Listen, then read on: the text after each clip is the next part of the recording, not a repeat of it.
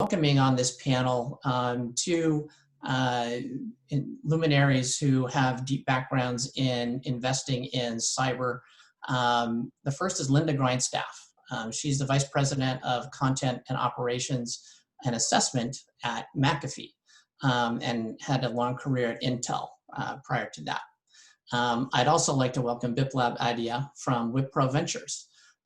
He's been with Wipro for, I believe, a decade, but may correct me here, and has been focused on enterprise software, including cybersecurity, for at least that long. I know I'm not doing justice here, so Linda, I would appreciate it if you would kick off and introduce yourself as well. Sure, I'd be happy to. Thank you for having me as well. And good morning and good afternoon, good evening, wherever you may be calling in from. I am Linda Grindstaff, and I am the Vice President of our Content Operations and Assessment team at Mcafee. And what we do within my organization is we ensure that Mcafee's cybersecurity products have high efficacy and detection rates while we keep our customers safe from the latest threats.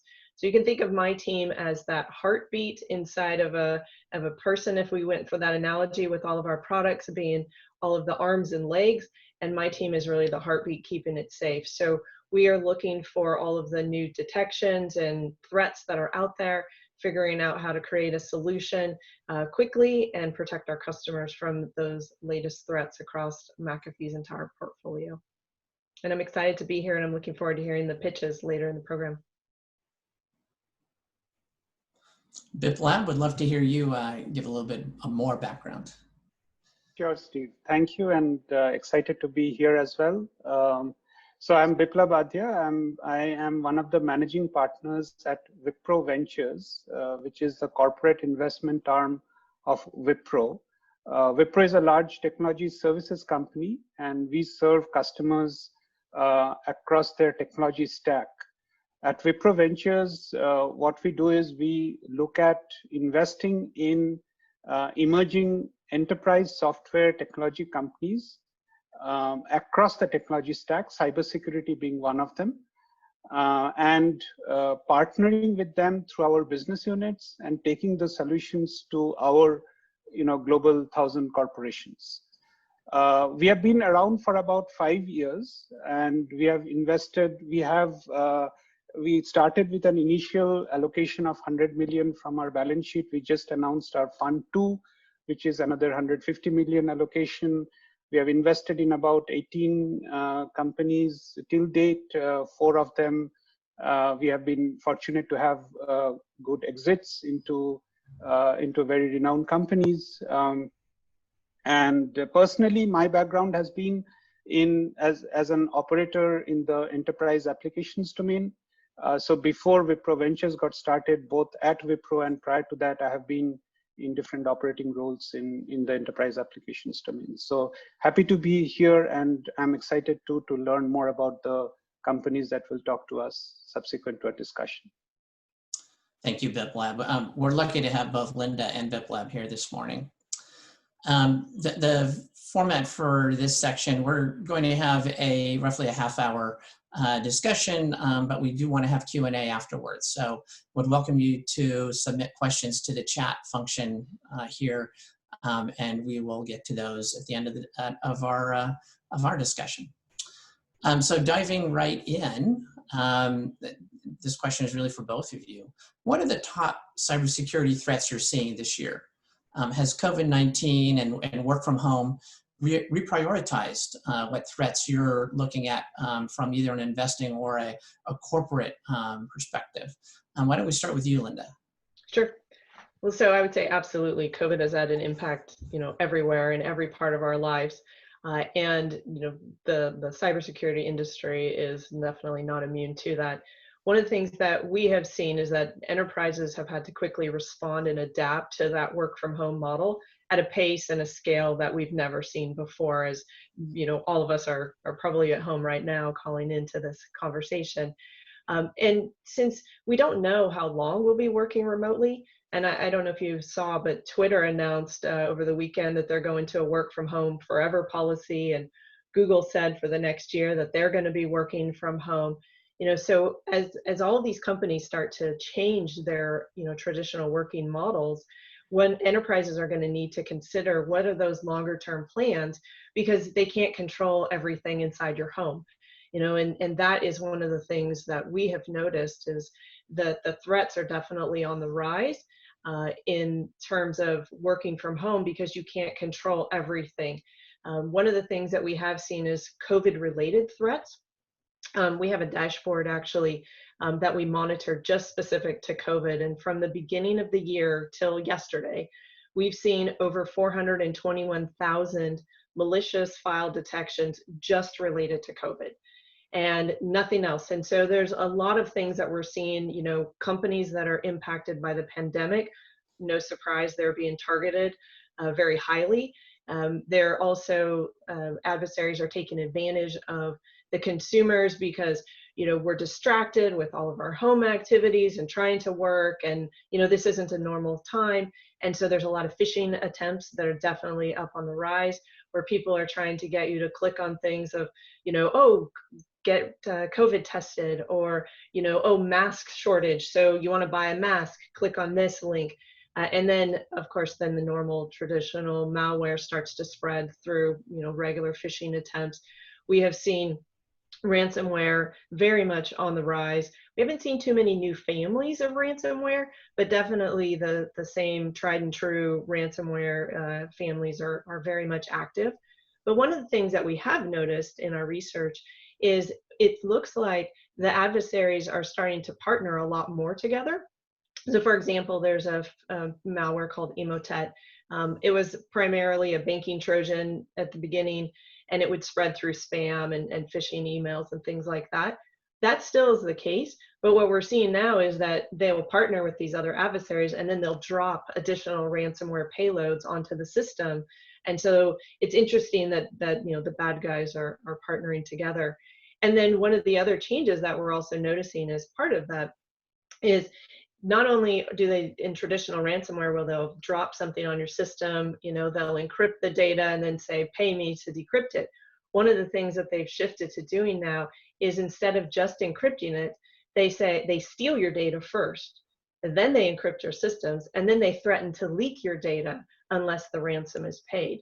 And so, there's a lot of activity happening in this space around, weaponizing the ransomware in new ways, just, to get that profit out there. And it looks really to be like data theft is one of the new areas that they're typing into. We've also seen things around PowerShell. The malware grew over 600% over the previous year, just in the first quarter. We're seeing a lot of remote desktop protocol exploits, which again, nothing new, but they're using these to take advantage of COVID, tagging things with related to COVID, and just taking advantage of the distractions that we all have. And then people just mishandle data, not intentionally, but it just happens, in your home environment. Maybe a kid clicks on something because they're at home doing their studies, and then it comes into your work machine that's on that same home network. And again, so, that impacts you as well. Crime never sleeps. That is true. Yeah. Biplab, what are you seeing on the venture investing side of things for cyber? Yeah. I think let me kind of take a step back, Steve, and there are, as an investor, there are some secular trends that we keep following. So let me kind of paint that picture first, and then I'll come to kind of Linda eloquently talked about a few specific COVID-related issues, and we are seeing similar, and I'll add on to a couple of them if that's okay. So, so from a secular trend standpoint, what the challenge for a CISO, I believe, is very much about skill shortage. And there's skill shortage continues to increase in the cybersecurity landscape, and it is driven by on one side, increasing the attack vectors, and on the other side, there's too much data to analyze for the analysts, coupled with shortage of funding, right? So what we look for as we pick up assets for investment is, how do these solutions address the skills shortage of, say, 3.5 million personnel that is out there? That's, the quoted figure is that there's a 3.5 million personnel short of the demand, right? So that's a lot. So how do solutions address that? And using automation, using ML in either prevention or detection, and we'll come to that subsequently. The other secular trend is very much about cloud security. Organizations are moving to cloud, and that increased the attack surface and the whole way of addressing security differently. And cloud security, in our opinion, has to be addressed at all the levels, from infra, platform, application, and there are various trends that we are and solutions that we are seeing around this. And the third that we are actively exploring is the whole topic about data privacy and security. Of course, one, data is distributed across the enterprise, across the globe.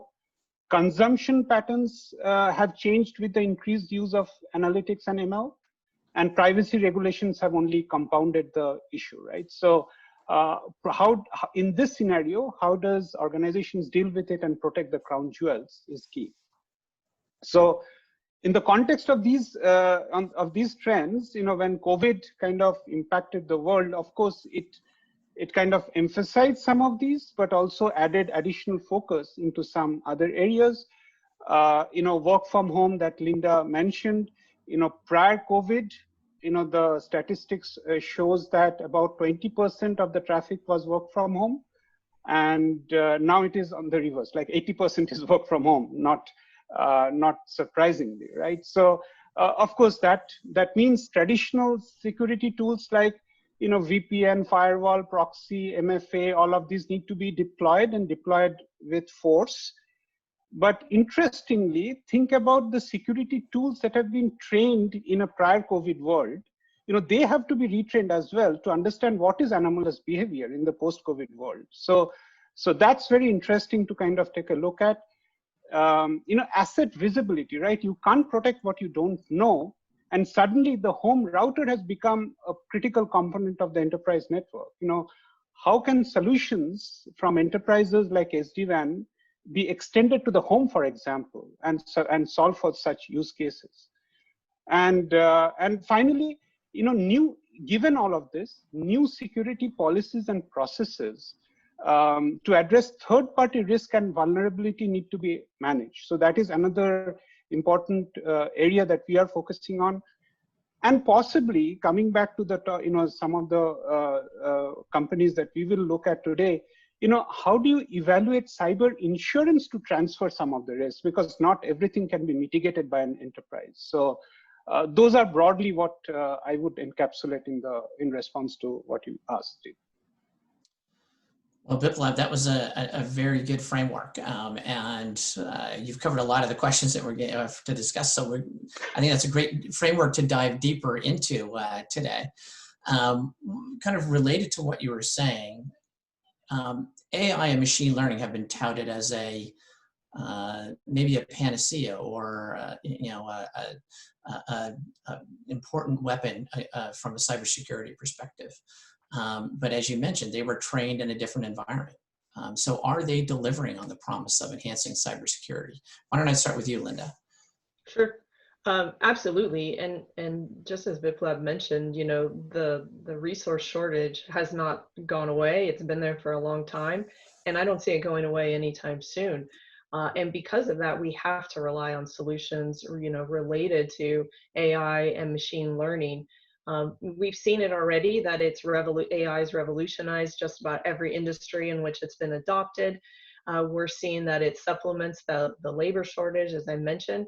But we still need humans in the mix, because one of the things that we can't do is, AI can do so much, as Biplab mentioned, and then it has to be retrained. And so we need the humans in the loop to ensure that those risky decisions are remaining with us, because we're the only ones that have that human reasoning.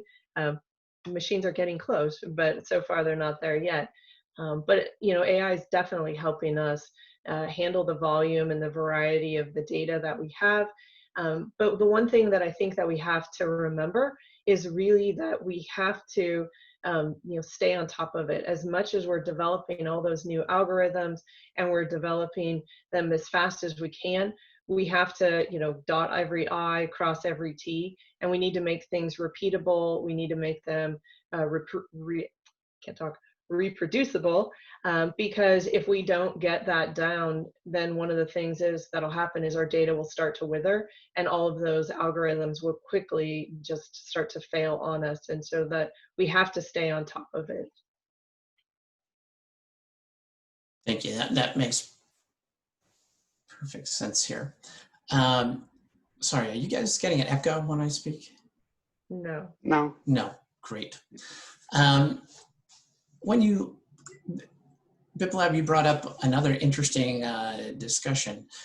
If you look at the different attack surfaces, there has certainly been some progress in the platforms that criminals or nation states can go after. IoT, cloud, microservices, Kubernetes, remote access tools or VPNs, Zoom, video conference services. How does the market look at prioritizing addressing any of these, or do you have to address all of these? Steve, that's a great question. So kind of taking off from what Linda shared, I'd just like to extend that and address your question as well. So, machine learning and AI, as much as, one thing we must all understand is, as much as all enterprises are working on improving machine learning and AI, the bad actors also have the same wherewithal, right? So it's kind of a one-upman and who wins better, right? So hopefully the good actors are winning it, hopefully, but that's not the assumption that we can take to protect the enterprise. Now, having said that, what can we do? So the way that we kind of think about, and one of our friends, who's the friendly investors that we work with, he kind of alluded to this, is that people take a premise that everything will be breached, so let's focus on detection and response, right? But there's a lot to be done even during prevention, and AI and ML can be put to a lot of use to automate the prevention. And if you do that well, you can use AI ML in the detection and response in a very focused manner to kind of prioritize and focus what you give, what effort you put from a human in the loop standpoint to address and remediate the issues. So that is one framework that we kind of look at to invest and partner with companies, because in our opinion, detection and remediation as a discipline is a process and technology discipline. It cannot be completely automated. There has to be a human in the loop situation there working along with AI and ML. So that's kind of the framework to address the question, Steve, that you asked, how we look at it. In terms of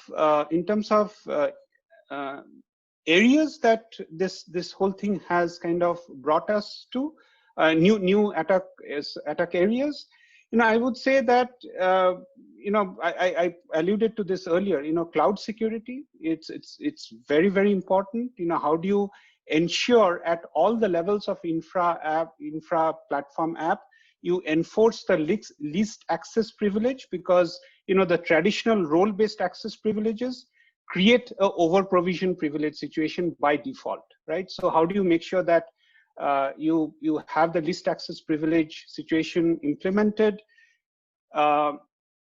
Phishing takes on a big part of the cake, because even I think in 2019 FBI published a report which says that reported losses from phishing is about 3.5 billion, which is 3 times higher than it was 4 years earlier. So despite everything that we have put in place, all the tool sets that we have put in place, phishing continues to increase, and that kind of points back to the fact about training people in the domain. So that, and in the one other interesting area that we are looking into is that in the COVID environment, telemedicine type of interactions will increase, right? And that increases a threat vector that exposes a new threat vector. COVID or no COVID, 5G will come into picture. That it expands the threat vector. So how do you kind of address all of that in the context of protecting the enterprise? Yeah, thank you very much. That makes perfect sense. Linda, how are established security companies adapting both their product roadmaps and their business models to address kind of the new cyber risk landscape? Sure. So one of the things that we're doing is we are always researching and we're looking to the future, whether it's going to be a new threat or a new tactic or technique, or we're looking at, what are the adversaries doing, because we need to best protect our customers. So we are focused on, what can we do from the automation and the machine learning, and how can we do it quickly? And so one of the things that, companies, it's a shift for all of us, as we all adjust to whatever this new normal is for right now. We all have to adjust. And so we have to adjust for what our customer needs are, and then also for our own needs. And so one of the things that we're seeing is that, as Biplab mentioned, the cloud, as well as IoT and other areas that customers are looking at, we have to make sure that, we're securing all of those. And, one of the things that on the last question there that I was thinking of is really nothing is exempt from being, exploited. The adversaries don't care. They don't discriminate, and they don't care who they can go after and what they can achieve. And so nothing is really safe. And so you have to really think, holistically about how can you protect everything, whether it's at home, it's at work, it's in the cloud, it's on-prem, whatever your solutions are, you need to look, across everything and not neglect anything, and stay definitely on top of that and do it quickly, because again, they don't discriminate. You're absolutely right. And it gets to kind of the asymmetric challenge that defense in depth has to try to address. If we were to be more pessimistic and assume that everyone or every device has already been compromised, if you took that assumption as true, what are the cybersecurity opportunities, both for startups and established companies? Why don't I start with you, Biplab? Sure. So I'd just like to kind of reemphasize what I said earlier, Steve, that yes, you should assume that you are compromised. Your stance, your cybersecurity posture should start from there, but we should not lose sight of prevention. So that being said, prevention should be a key strategy in your arsenal. But that being said, yes, when you assume that you have been compromised, what you have to look for is what are the solutions to detect and respond faster and in a most efficient manner. And question is, how much time do you have to act before something bad happens? Because as soon as the bad actors come into your enterprise, there used to be statistics that it takes about 180 days for them to kind of do the required whatever reconnaissance, and breach the data will take about 180 days. That was the stats about, I don't know, probably 2-3 years back, but that time frame is shrinking rapidly. And what do we do in this situation? So we are looking at investments on a few fronts in this regard. One is making sure data access and security, to kind of securing the data access and securing the data breach. Data at the end of the day is the crown jewel, right? So ability to lock them down from unauthorized access is critical. So that is something that we are looking at very actively. And the other vector that we are looking at is identity, right? Identity is the new perimeter, given how organizations have exploded in terms of perimeter. Identity, in our opinion, is the new perimeter, and it has to be for both human users as well as for machines and bots, right? So how do you manage and govern the privileges for identity is something that we are actively looking at. But this is where I believe that enterprises cannot mitigate all risks. It is not possible, and that is a place where we believe cyber insurance has to play a role in terms of ability for enterprises to transfer some of the risk to cyber insurance. So that is the framework with which we are kind of thinking about this.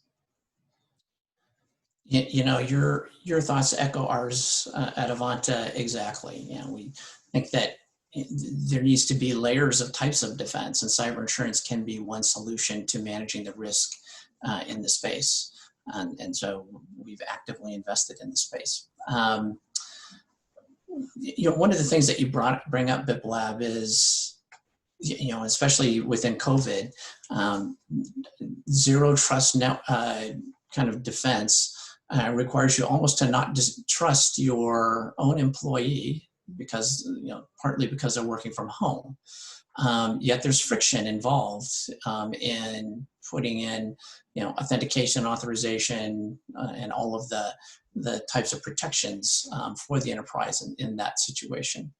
How do you walk that line in terms of best, preserving enterprise's security while minimizing the friction for the worker to be effective at work? Why don't we start with you, Linda, on that one? Okay, sure. Well, I think it's a balance, right? Just like if you were at your house, you might have a home alarm system and you lock your doors and you lock your windows and you park your car in your garage and you do a lot of, safety and security precautions. But, if somebody wanted to, break down the door, unless you had bars, you can't do that. And I think the similar analogy applies to a workplace is you have to look at what makes sense, because you could have it completely open and everybody is very easy and just click, click, click, and you log in and no big deal, but you leave yourself very vulnerable. And so you have to find what's that right balance for you and your organization, to have those controls in place. And you have to do the proactive measures, as Biplab mentioned in the last question. You have to prepare. You can't just say, I don't know anybody that just says, leaves their front door wide open and says, come on in, everybody. But we do some level of precaution and protections, and we put those in place. And then we have to do the right trade-offs for our business. If, maybe you feel you don't have as much, you may not lock certain things down. But I think it's really that combination. And then you may need products to protect the different levels and different layers. So if you're, some employees are working on very sensitive IP related things, maybe they have more security controls in place. And some that aren't working on as secure areas, maybe they have less controls. But you have to find that right balance for you and your employees and your business, so that you aren't compromised. Makes perfect sense. Biplab, do you have any additions to that? I think as Linda mentioned, it's a balance, and the framework that we think people approach this with is that user experience plus security is equal to 1. So you can never win both the battles, right? So either one is 0, one, you will have one completely taken care of, and the other will be 0, or the reverse. But I think there are interesting solutions that are emerging today that at least enable users to have much less friction. The friction to enter the network through automated authentication, yet enforcing security. We see a lot of activity in those situations, like passwordless, multi-factor, but making sure the multi-factor is triggered only on certain situations where it seems very doubtful. So we see a lot of those type of solutions that are being put in place, and as work from home increases, that training has to be happening, beyond the employee also. In some situations, the employees colleagues and family might need to be trained on those situations as well. Who knows? So that's my only addition to what Linda shared. Wonderful, thank you. Before we flip to Q&A, I'd love to give both Linda and Biplab the opportunity to make any kind of final observations. Linda, would you like to go first? Sure. Sure. I think that, during this time of COVID, we all still have to be diligent. We have to, be suspicious, if you will, of everything and anyone, have a heightened awareness, because the adversaries are definitely taking advantage of this time. Like I said at the beginning, we're seeing, threats on the rise related to COVID. So we need to definitely, all of us, be diligent in that space. We also need to revisit, our current security posture. As you guys mentioned, looking at cyber insurance to reduce your risk. What other things can you do to reduce your risk? Is it upgrading new tools? Is it shifting to the cloud from on-prem? Is it a consolidated offering, from your cybersecurity vendor? Things like that. I think we all need to look back at that. I know a lot of people spending time at home and cleaning out closets and things and touching stuff that they haven't looked at. Have you looked at your security posture in a while? And if not, it's probably time to revisit that and make sure that you have those controls in place. One of the things we do see from the adversaries is they will sit inside your environment for quite some time before they attack, stealing all of that data. And so you may have somebody who's already inside your environment and you don't even know it, especially if you haven't updated your systems in a while. And if you are interested in learning more about all of the COVID threats that I mentioned, Mcafee's just released a threat report focusing on COVID. We released it last week, and so you can read all about the threats that we're seeing related to COVID. Thank you, Linda. That's great. Certainly APT remains an area of risk. Absolutely. Biplab? What I would like to conclude with is, we get a lot of questions from entrepreneurs who are kind of thinking about starting their journey in these times and asking us whether this is the right time to start a cybersecurity company or not. And I just like, since we have a large audience here, I'd just like to share our perspective on this question here. When COVID impacted, there was in the early days, in February, March timeframe, there was a sharp dip in financing of new companies. Investors kind of rolled up their sleeves and tried to defend their existing portfolio by putting a lot of money in their companies.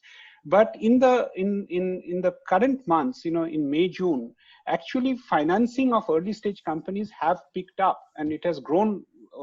If you look at the same statistics YOY from last year, I was looking at a Momentum Cyber report, it has increased. And so I believe if the topic is important, it is aligned to what we just discussed in terms of threat vectors, adversaries that are approaching in different ways. I think there is opportunity for creating and starting world-class companies even in this time frame. So that would be my conclusion. As a cyber investor, we agree with you wholeheartedly here. The problem isn't going away. It's probably getting worse. So we need innovation and startups to come address that. And I think the capital markets will support that innovation. So let's switch to Q&A. One of the questions we received, do zero trust networks and NSM solutions address the remote login security vulnerabilities? Who would like to take that one? I can repeat the question if that's helpful here. Do zero trust networks and NSM solutions address the remote login security vulnerabilities? So I can take a stab, and then Biplab can add more to it. I would say that nothing is secure 100%. So, if your credentials are stolen and if the attackers still get in, they get in. So, I wouldn't say that it addresses everything in terms of those remote logins. It definitely helps, but I don't think that it's the end all be all. The only thing I would like to add is that zero trust is a very broad terminology. So you want to kind of specify as to what is the actual use case that you are implementing, and there will be it has to be a little more deeper than just saying zero trust can address or cannot address is how I would like to address it.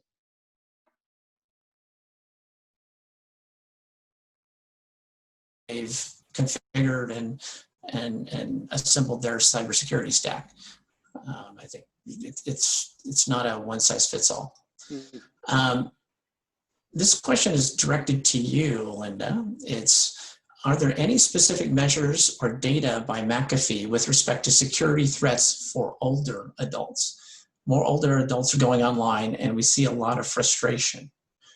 I guess, are there products that you have that are specific to that demographic? Sure. So we have our consumer products that actually apply to everyone. One of the other things that we do have at Mcafee is we do have education, and it's targeted both for children as well as for elderly, because you often find that those who are elderly, they didn't grow up with the technology, so it's new, relatively new to them, as well as, children, and trying to keep them safe and not click on things as well. And so yes, definitely our consumer Live Safe product is one that I would recommend. And then on our Mcafee.com website, we do have resources out there to help with that. Wonderful, thank you. And this question, Biplab, is directed to you. I think somebody needed more information on Wipro's area of focus. It says, what stages does Wipro Ventures invest into companies? Okay, I think, happy to kind of take that offline, and, Great.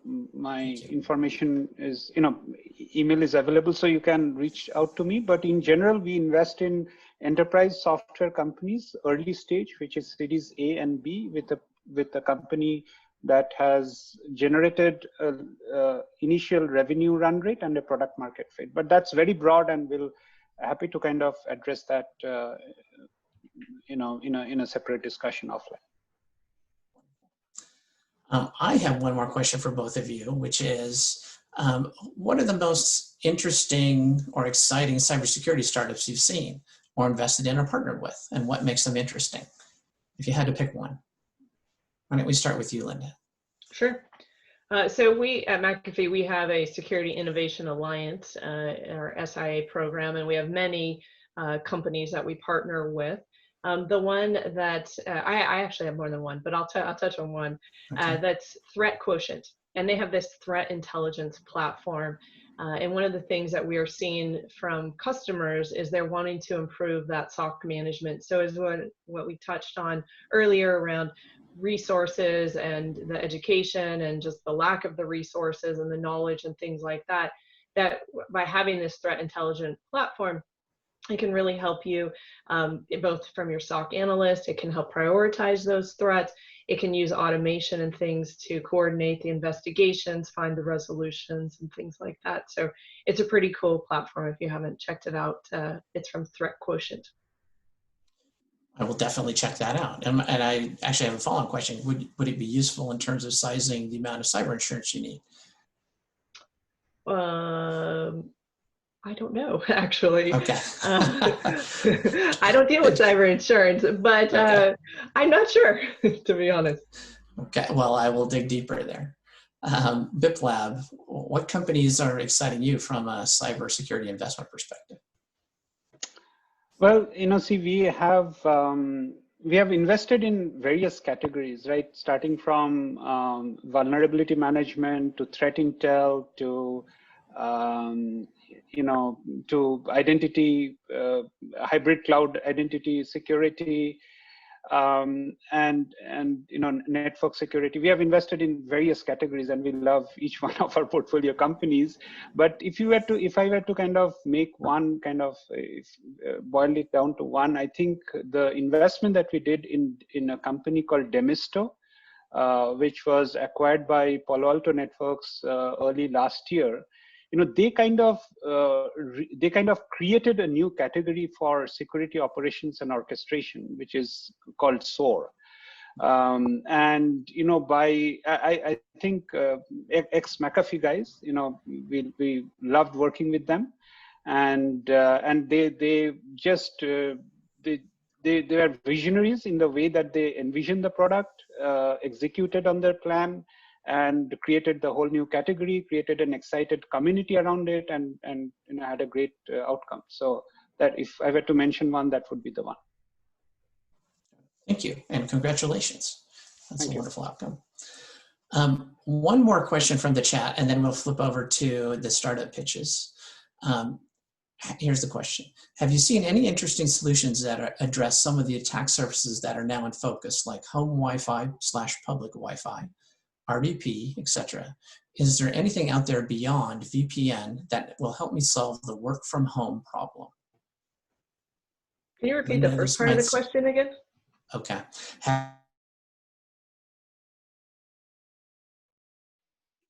Oh.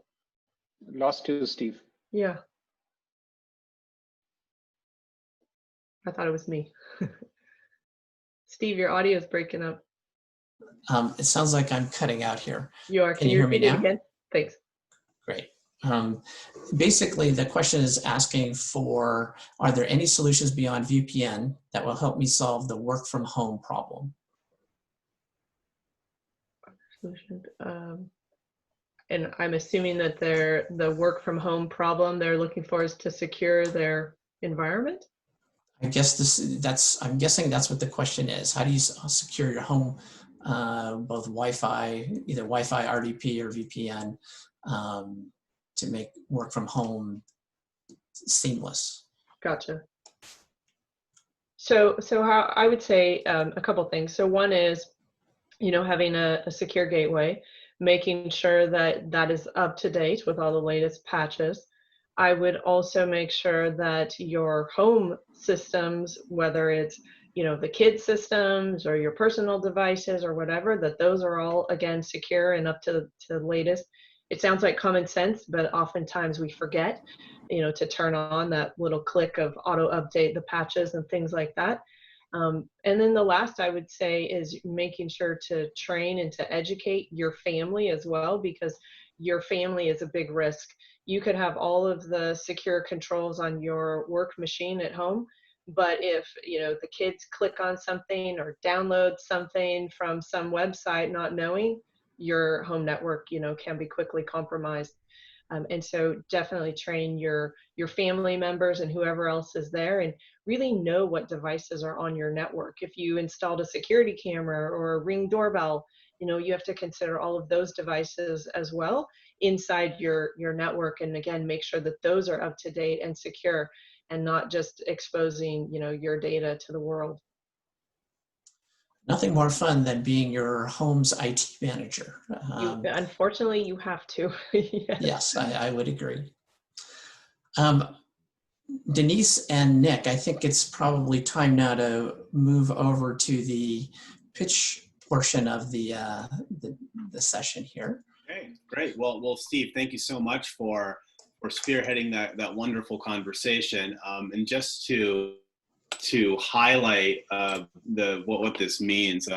As host, I have the privilege of sharing my screen whenever I feel like it. I was looking at this report earlier. This is from the World Economic Forum, and they did this study in the past month or so about COVID risks, and these are the top risks for the company for companies in the United States. So right under the risk of a global economic recession is grouping of 3 risks, one being bankruptcy, the other being industry failure, and the third being cyber risks. And as we shift to shifting our work patterns, so that to me just speaks volumes for the attention that companies are paying on this set of it, and the need that they have for solutions, since we've all opened up ourselves to so many vulnerabilities that then companies really had to deal with up until recently. Steve, thank you so much. And with that, we are going to shift over to our pitch portion of the program. Bart, you are up first. This is Bart Slowick with Scylla.io. I just unmuted you, Bart, so you should be able to share your screen and go right ahead. Let you take it away. So we're doing a 4-minute pitch followed by 4 minutes of feedback from our panelists. Thank you very much, Nick. Can you hear me and see the screen okay? Yes and yes. Okay, perfect. Thank you so much. Thank you, and very nice to connect with you all. We are a cybersecurity company called Silab Systems, and we are providing cryptographic solutions. So it's a company based out of here, out of San Francisco. We are also a member of Wipro Ventures studio. And on the team is myself and Stefan. I am on the commercial side, Stefan is on the technical side, and we both have experience bringing cybersecurity products from idea level to actually product that are sellable. So let me start with a question: why cryptography matters? It matters because 97% of all data breaches happen on unencrypted data, which actually means that companies not only do not encrypt the data, but also if they do that, they fail at implementing that correctly. So there are actually two issues. One of them is the technical problem, is that we are heavily dependent on what is called blanket encryption. So with that in mind, we put a lot of emphasis on the single key, and that creates elevated privilege, single point of failure, and of course high liability costs because we put too much emphasis on one key.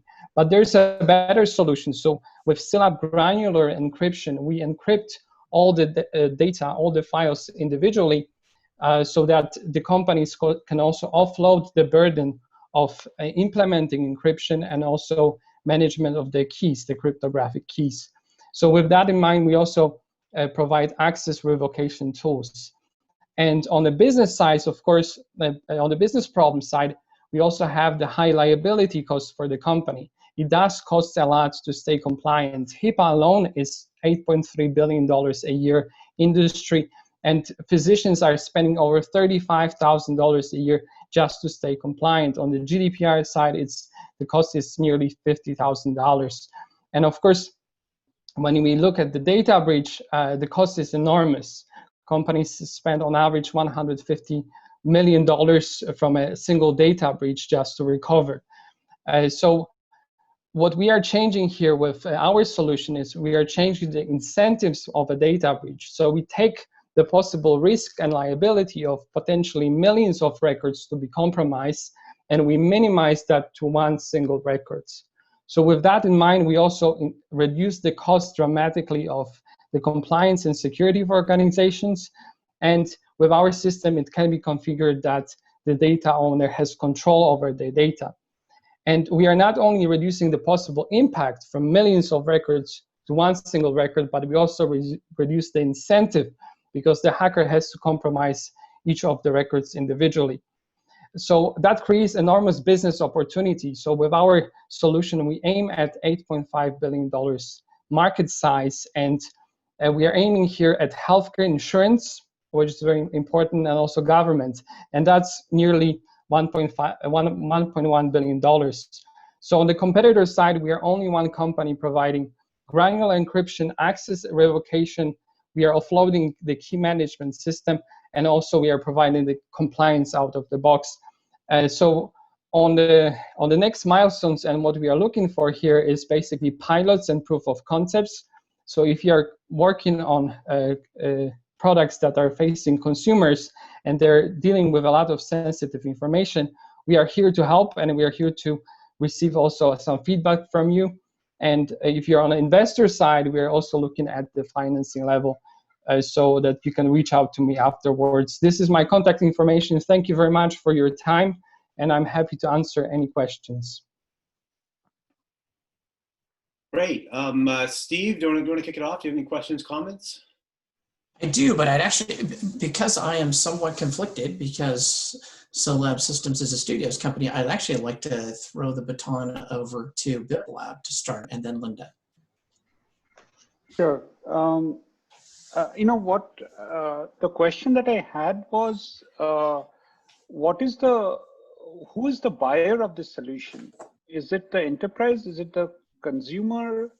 I was not very sure of that. And the second is, you know, the comment that you made, 35 million records to one record, that I was not sure how to put that in context, right? Would you encrypt? Are you saying that you would encrypt 35 million records in different with different encryption keys, and therefore the problem will be very difficult to crack for a hacker. So was a little unsure about what you tried to say there. Okay, perfect. Thank you very much for the question. So let me start with the second question. On the technical level, what we do, we encrypt all the files individually, and also we provide access revocation tools. So when it comes to the use case, we are definitely aiming at enterprise software and also solution around the infrastructure. So for the time being, we have API solution that companies can implement to manage their file sharing to that degree. And with that in mind, we encrypt all the files individually and have embedded access policy in them, so that you can also delegate the access, and after the access is provided, you can revoke it at any time. So you can imagine the infrastructure that you're actually able to also have an audit trail of all the files and how we are sharing. The major problem now is that we are sharing the files through email, and that causes a lot of problem because we download on-prem, we don't know where the data is, we don't know who has access to the data, and that's why there's a problem of how we share the information is sometimes sensitive. I don't know if that answers your questions. It partially does, but I'll let Linda kind of comment on with her thoughts, and then if time permitting, I can come back. Well, actually, your question, the one file was the question that I had as well. I still didn't understand, like, is it one when it goes 35 million to one? So now the enterprise only has to worry about one? Or I guess that part wasn't clear to me either. So in that sense, you can think of basically if you have files in your that are stored in your data storage, or you delegate the access to us. So what we do is basically encrypt all the files individually. That of course the company should have access policies that are in place, and then following that. So for example, if you are sharing a file from your environment and you want to delegate the access to the file, we are basically encrypting, because the files are encrypted individually. When they are passed in transit, they're only accessed at the time that they are needed, and you can easily revoke the access to them. So on the one side is that we have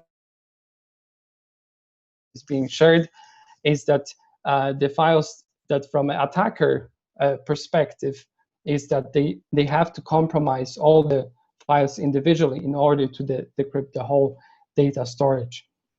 Gotcha.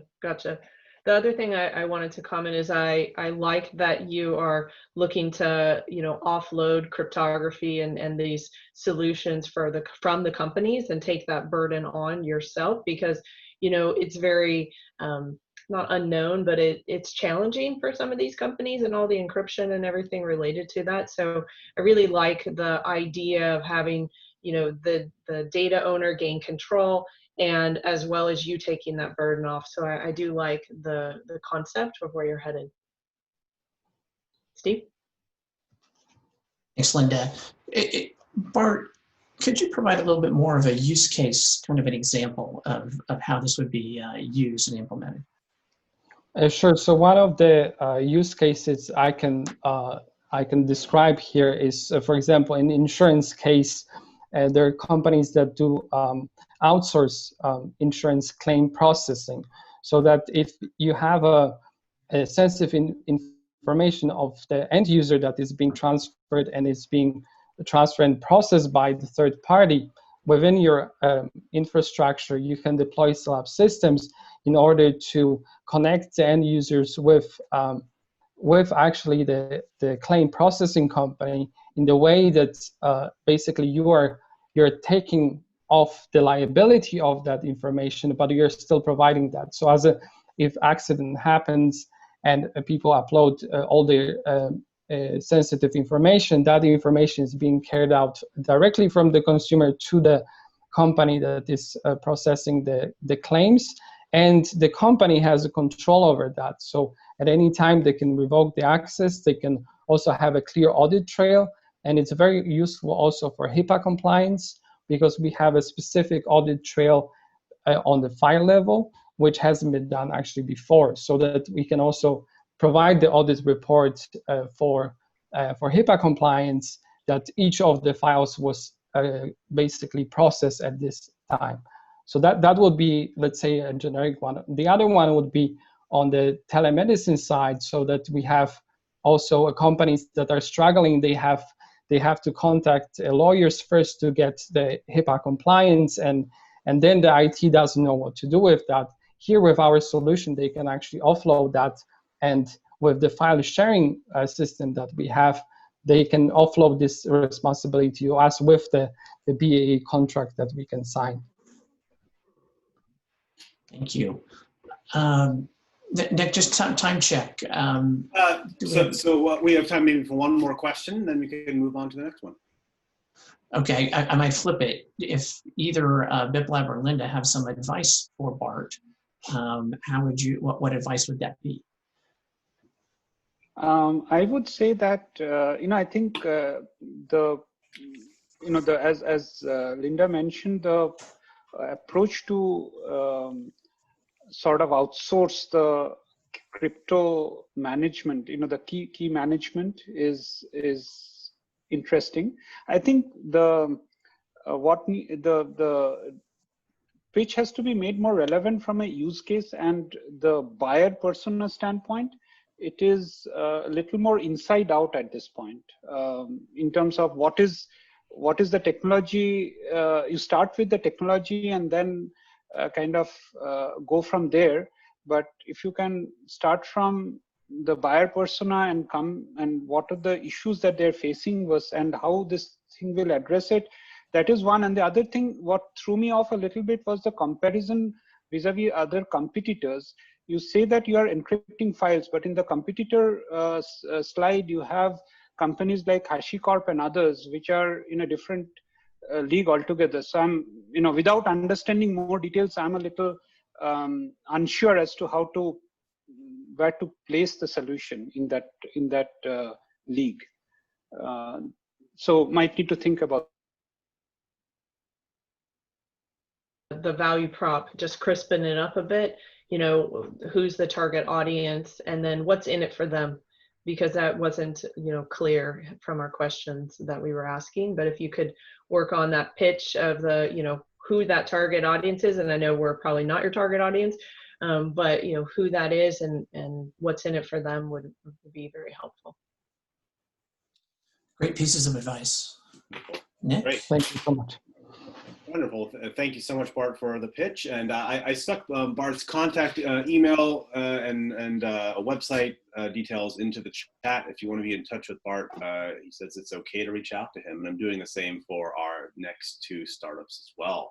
Speaking of that, next up is the second speaker or second startup to pitch, Graham Speak with Bankvault. Graham, why don't you go ahead and take it away? I think you are muted, so I will unmute you. All right, we can hear you. You're all good. All right, so Bankvault is a cybersecurity innovator. We've got 6 patents, a number of products in the market, and Passwordless is our latest product and builds on the shoulders of everything we've done before. So our approach to this is completely unique. So most cyber attacks by volume are targeting our end user devices, PCs and smartphones, and the goal is to capture your login credentials to online services. When you enter your password into the password field, the asterisks that appear are only a mask for the person sitting next to you, so they can't see what you were typing. For any software in the browser, it's clear text intercepted instantly. And this is a major problem for things like password managers, because the moment that they load your password field, it's exposed to that malware. It can be JavaScript. So two-factor authentication is the way that we get around this. This is a little clumsy, but very effective and very important, but it is only another step, and it can be and is defeated. And there are a number of techniques. Once you know the techniques, it's simple. Our approach has been to build an invisible keyboard. The invisible keyboard is invisible to malware, it's still illusion. And on top of this, we create passwordless logins. Well, it works. Simple API integrated with the front end of the web server. This is a cosmetic change virtually to the web server. 20 lines of code can be done in 20 minutes. When the user sees a login screen on a workstation, it'll include a QR code. If they scan that QR code with the camera on their phone, it'll set up an encrypted link to the web server, which projects an image of a keyboard to the phone. They enter their password on a separate device. The web server echoes asterisks back onto the workstation screen. So there's nothing in the workstation that can intercept the password. The genius level of this is that there is no keyboard on the phone. This is an illusion. It could be pictures of animals, anything. This sidesteps the 6 major attack vectors targeting identity theft. You can never intercept the password. That fundamentally changes the dynamics of cybersecurity. So the way it works for a user, you simply scan that QR code with your phone camera. We project the image. Whatever you touch becomes characters, and we can use this for other things other than identity. For example, a PIN number, social security number, credit card, CVV field. On a mobile phone, it's a different technology stack. The moment you touch the password field, we invert the architecture, project an image of a keyboard. For the user, it's seamless, and there is nothing installed on the phone.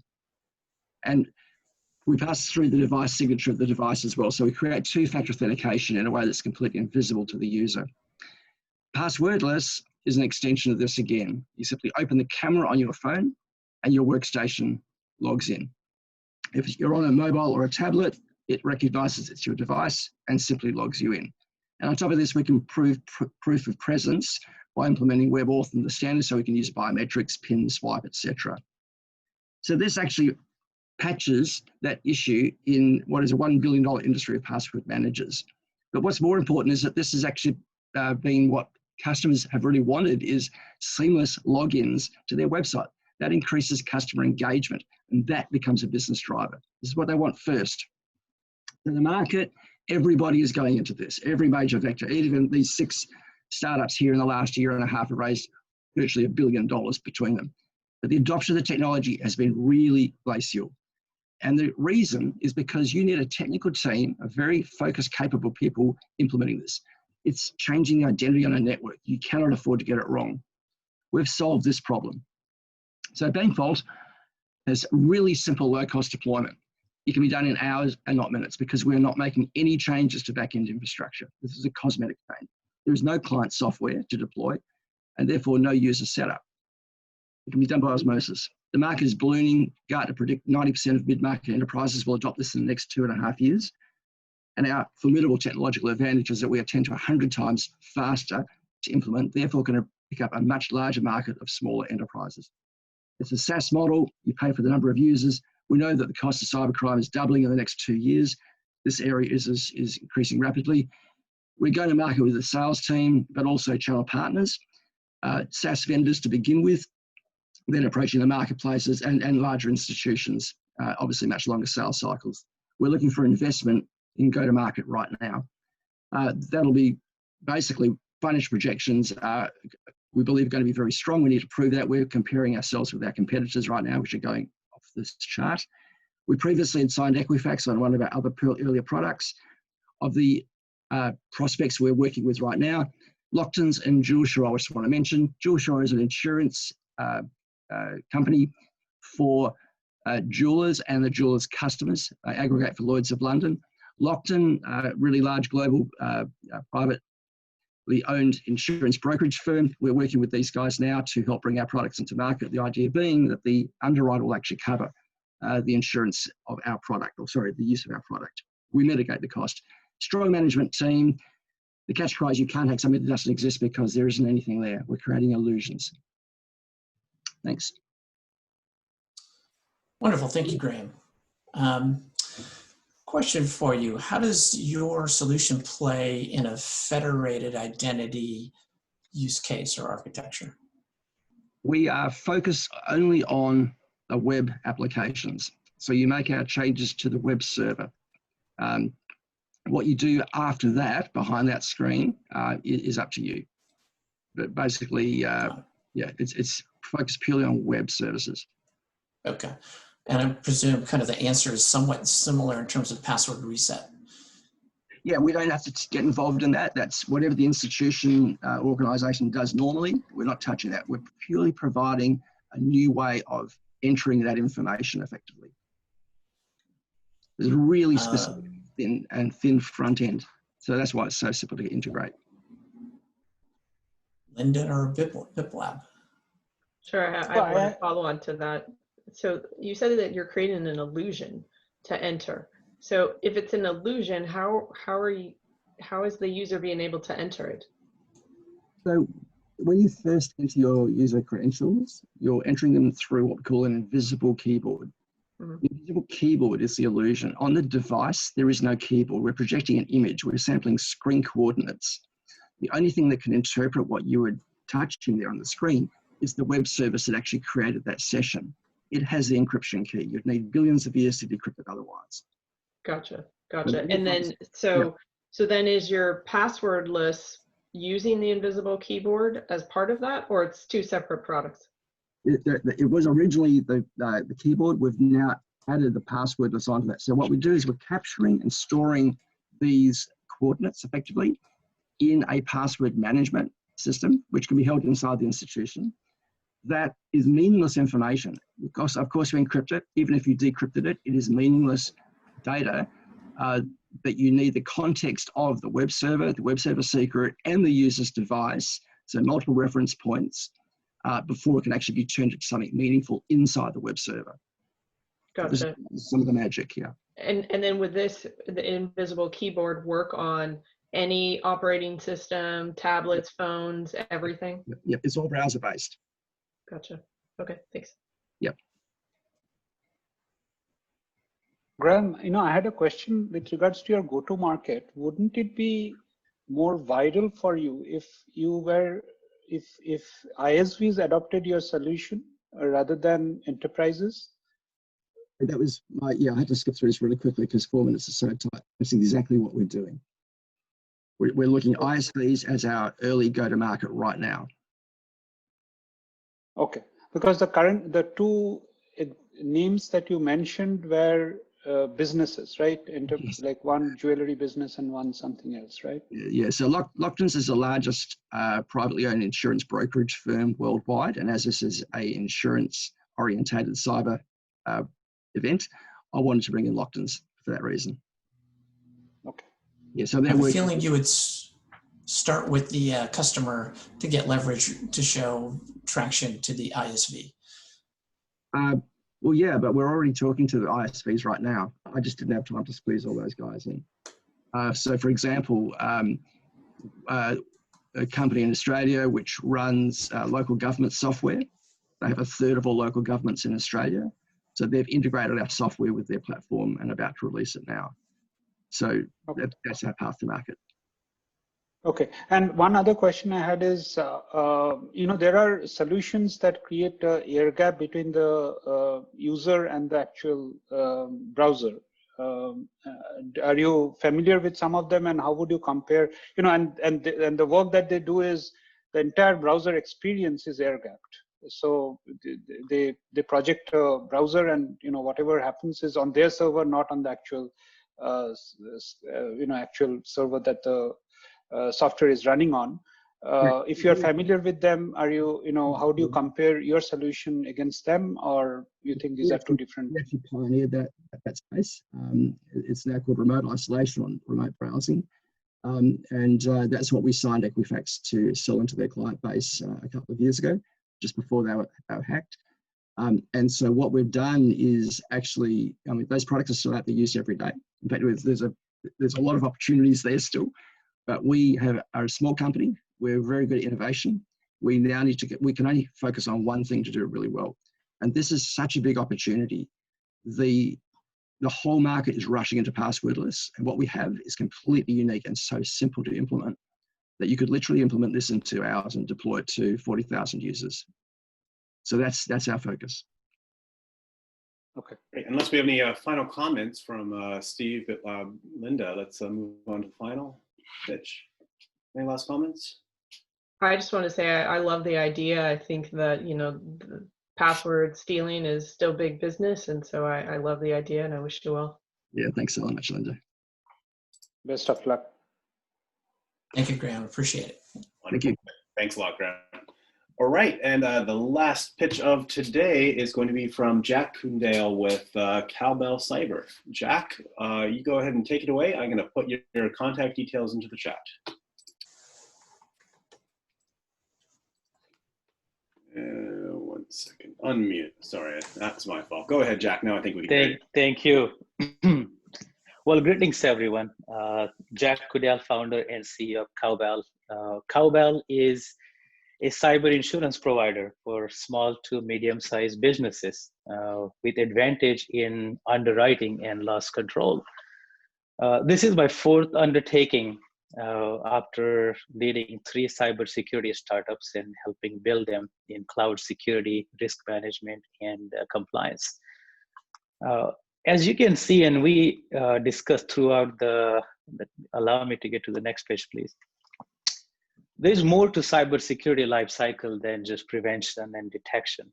The idea of response and recovery on the other side of cyber event has gained a lot of momentum in the marketplace. And although cyber insurance is about 24 to 40 times smaller than cybersecurity market, it is fast growing. People call it about 70 billion by the end of the decade and whatnot. It's still very profitable business when it comes to insurance carriers selling cyber insurance. At the same time, though, the market has tremendous, as you can see, lack of actuarial data or heat maps that you have for homeowners and personal home auto insurance. When it comes to cyber, just the frequency and the severity of the changing risk. And on top of that, one extreme where carriers are underwriting business that is simply based upon domain name, compromising all of the due diligence. And on the other side, you're having enterprises fill out this 12, 13-page PDF application that's subjective static. We call it ostrich underwriting. And you're kind of looking at cyber insurance, the trifecta of not having enough insight, the process being cumbersome, and coverage that is not individualized has created a chaos into cyber insurance market. At Cowbell Cyber, we look at this as a cross-industry innovation, right? We are relying on a lot of data. You think about 340 different data points about an individual organization. And you being able to normalize that data using the models that we built and applying actuarial science to that data feed. We created what we call a continuous, granular, and individualized ratings factor, proprietary ratings factors. We call it Cowbell factors. Now, this is very different than what you might have seen in the security rating services space. This is much more granular. You basically aligning the ratings to fund transfer, cyber extortion, ransom payment, as opposed to having a singular factor about the company. And this is continuous. We're looking at about 2.5, 3 million businesses on a daily basis with 340 different data points and assessing what that cyber posture look like from so many different data points, 360 degrees, if you will. Inside out when it's available, outside in, the loss cost data, business interruption, compliance, dark intelligence, and so on. At Cowbell, we assembled the long pole in the tent here being the ratings factor. We're using all of that data and the information about an individual organization to facilitate the process of obtaining cyber insurance, right? Our current network, about 150 plus agencies, over 500 independent agents are actually using our platform to sell cyber insurance to the small to medium-sized businesses. This platform that starts all the way from being able to assess the exposure all the way to optimize premium and provide a very custom cyber coverage to the policyholder. At this time, we're looking at about 3 million accounts that are part of our database where we are continuously assessing the cyber risk, and that becomes our opportunity to apply the cyber insurance coverage. Now, having built an amazing vertically integrated cyber risk platform is good enough, but being able to use that platform in a very succinct and expedited way where people can submit, bind, and activate cyber insurance policies in less than 5 minutes This requires a lot of reinsurance support and regulatory approvals.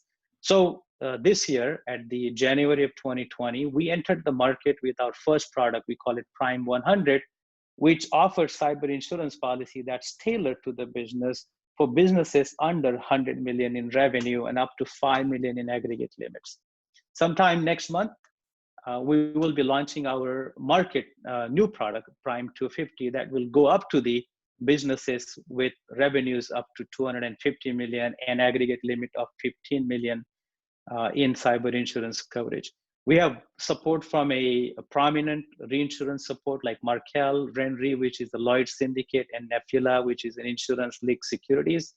We cede all of 100% of the risk back to these reinsurers, and we're writing our cyber insurance policy on A-rated paper from State National Insurance Agency.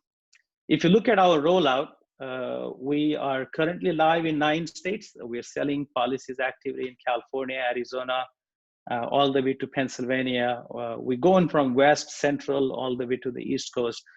And by the end of this year, we hope to be live. We're licensed in 30 states. We are approved in 15 states.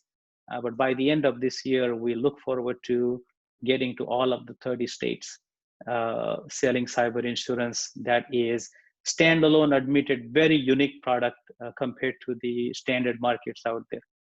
The side effect of all of this effort, the cross-industry innovation and bundling up cyber risk assessment and cyber insurance into a single package for businesses, has created a unique advantage for us in the marketplace.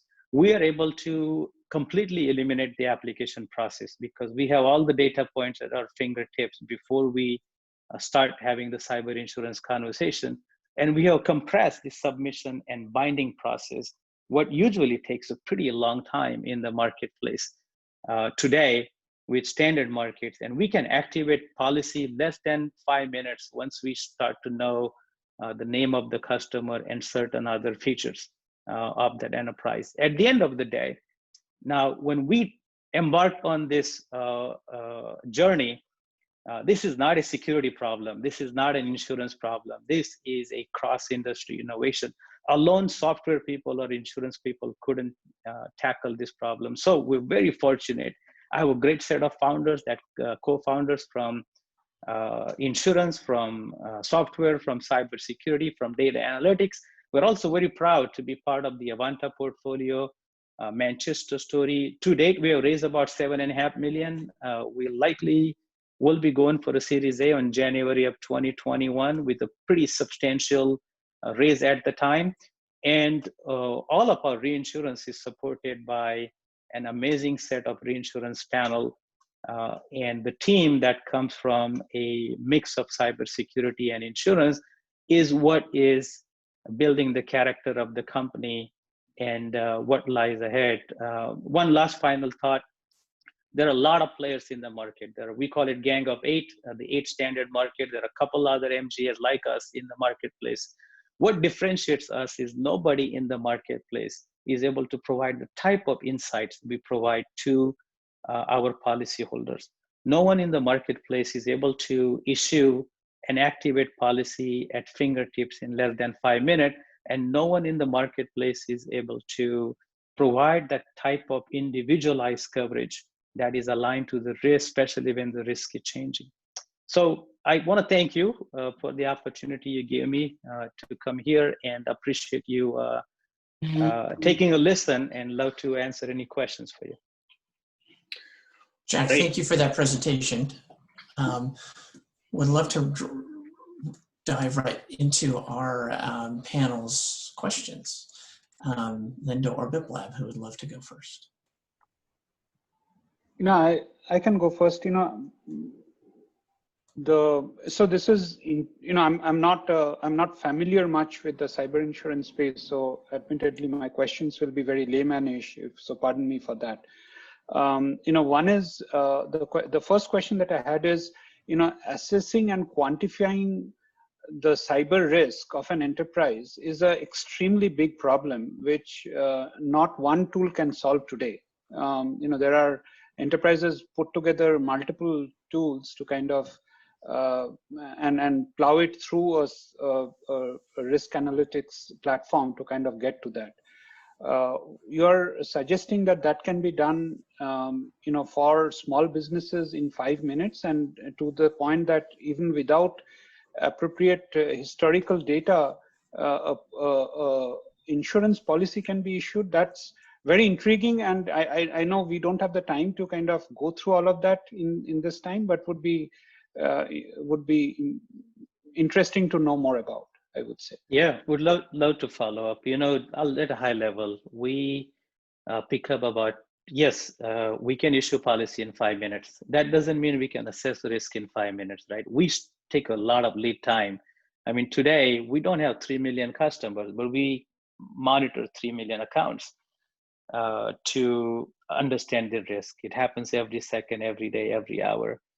So happy to take you through. We pick up 340 different data points about a single company. And we're not looking to remediate that. We're looking to just understand the exposure, right? We're not introducing any change into the policyholders' infrastructure. We're simply giving them a guidance on how to improve that, because that is where the loss control advantage is for us as a provider of insurance coverage. So sure. Thank you. I'd love to follow up if you like. Linda, do you have any questions or perspectives? Sure, it's actually a follow-on to that one. So when you have your customers and you assess them for their risk, and let's say that they come out to be high risk, do you recommend certain solutions or specific products? How detailed do you get into your recommendations? Yeah, so today we provide reasons and recommendations. So for example, I'll talk about cyber extortion score of 65 out of 100. And we said, look, there are reasons why you're at 65 based upon all the data we have. And by the way, these are the things you could do to gain another 5 points or another 10 points. Now, we're not recommending them any tools today. I bet at some point in a journey of the company, we are staring at this program called Cowbell Connect. We have claims panel today where we have incident response, forensics, and other vendors that support us as part of a claims process. But we are not recommending. The closest we have gone, Linda, to date is we have partnered with MSSPs who manage these small to medium-sized businesses. And we give them all the insights so they can use that as an input to their process. So there will be a time where we will be building a great degree of alliance. Say, look, you are really bad in 2FA, you're really bad in passwords. And so these are the type of tools that you should engage. We feel today we offer free training to our small to medium-sized businesses. Whatever we offer them at no cost, the only thing that customer is paying for the premium for the cyber insurance policy. So we're, for a carpenter, a electrician, for a painter, the people that we're serving today, we're hesitant to offer them new tools that will cost them incremental money. But I think it's coming. Good question. It's something that we still have to work on. Gotcha. Thanks. Thank you, Jack, for the great presentation. I think we are coming close to the end of time here. So I would also like to thank Linda and Biplab very much for your insight and for devoting your time this morning to this panel. Thank you for having me. Thank you. And Steve, thank you as well as always for taking the lead here. This was an excellent discussion, very timely, of course, and to the three startups, thanks for your time as well. Silicon Valley Forum is holding our next webinar in 2 short days. If you're not tired of webinars, well, here's another one for you. This one's on the future of retail, so it should be really timely as well. It'll be a wonderful discussion. Denise, do you want to say anything about that one? Nope, you pretty much said it all. So. And in case you want a link directly to that, I just put it inside the chat. And again, if you want to be in touch with any of these startups that presented, their information should be in the chat as well for follow-up questions. And with that, thank you, everyone. Yes, that was a great conversation. Really appreciate all your participation, and thank you so much for Wipro Ventures for supporting this program. And thank you to Denise and Nick, wonderfully hosted here. Thank you. All right, thanks everyone. Take care. Thank you. Thanks. Bye. Bye-bye. Bye.